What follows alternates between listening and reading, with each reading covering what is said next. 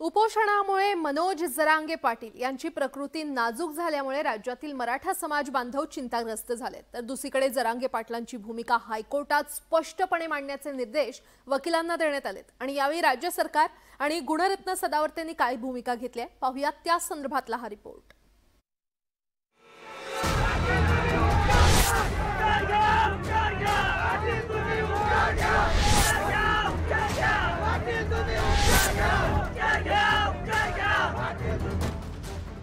अंतरवाली सराटीसह राज्यभरातील मराठा समाज बांधव सध्या प्रचंड अस्वस्थ आहेत। उपोषणाच्या 6व्या दिवशी मनोज जरांगे पाटील यांना प्रचंड अशक्तपणा आलाय। गेल्या 7 महिन्यातील जरांगे पाटील यांचं हे 4थं मोठं उपोषण असल्यानं त्यांची प्रकृती आधीच अशक्त झाली आहे। त्यातच अन्न पाण्याचा त्याग आणि औषधोपचारही घेत नसल्यानं जरांगे पाटलांना ग्लानी येते। यानंतर महंतांनी आग्रहानं जरांगेंना पाणी पाजलं, पण जरांगेंची प्रकृती चिंताजनकच आहे। त्यांना पाणीही पिता येत नसल्यानं कार्यकर्त्यांची चिंता वाढली आहे। आमच्यासारख्या मराठा बांधवांना बघवणार नाहीत। येणाऱ्या काळामध्ये जर सरकारने ठाम असा निर्णय घेतला नाही, 20 तारखेचं अधिवेशन लवकर घेऊन तत्काळ सगळे सोयऱ्यांचा कायदा लागू केला नाही तर येणाऱ्या काळामध्ये आम्ही उग्र आंदोलन करू। प्रत्येक गोष्टीचा आधी त्यांच्या समोरचे जे मुद्दे आहेत ते क्लिअर केले पाहिजेत। मराठा आरक्षणाच्या बाबतीतली त्यांची भूमिका काय हे देखील त्यांनी क्लिअर केली पाहिजे। शेवटी कुठंतरी काहीतरी आंदोलनाला मनोजजी बसले आहेत आणि त्याच्या आंदोलनाचा फायदा घेऊन आपण आपलं राजकीय पोळी भाजणं हे कितपत योग्य आहे। आरक्षणाकरता जरांगे पाटील जीवाची बाजी लावतायत। दुसरीकडे हायकोर्टातही लढाई सुरू झाली आहे। मनोज जरांगे पाटील यांना पाठिंबा देण्याकरता बुधवारपासून राज्यभरात ठिकठिकाणी कडकडीत बंद पाळला जातोय।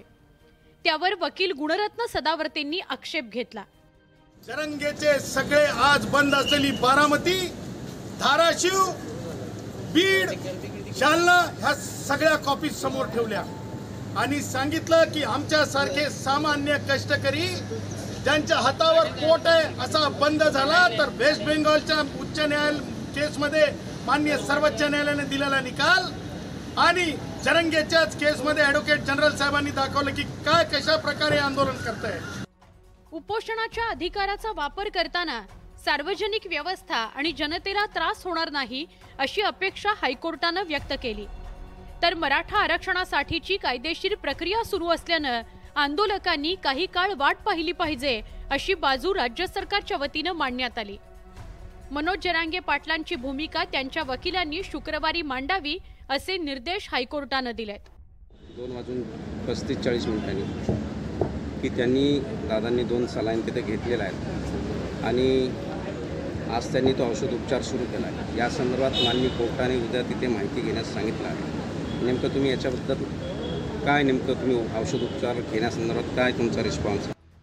संविधानानं दिलेल्या मूलभूत हक्कांमध्ये कलम 19 नुसार आंदोलन करण्याचा अधिकार आहे, पण ते वाजवी मर्यादेत केले पाहिजेत याकडे हायकोर्टानं लक्ष वेधलं। शुक्रवारी दुपारी 2:30 वाजता यावर पुन्हा सुनावणी होणार आहे। मुंबईत शुक्रवारी होणारी सुनावणी आणि अंतरवाली सराटीत सुरू असलेलं मनोज जरांगे पाटलांचं उपोषण याकडे राज्याचं लक्ष लागलंय, पण जरांगे पाटील यांची खालावणारी प्रकृती चिंतेची बाब आहे। Bureau report, news 18 Lokmat.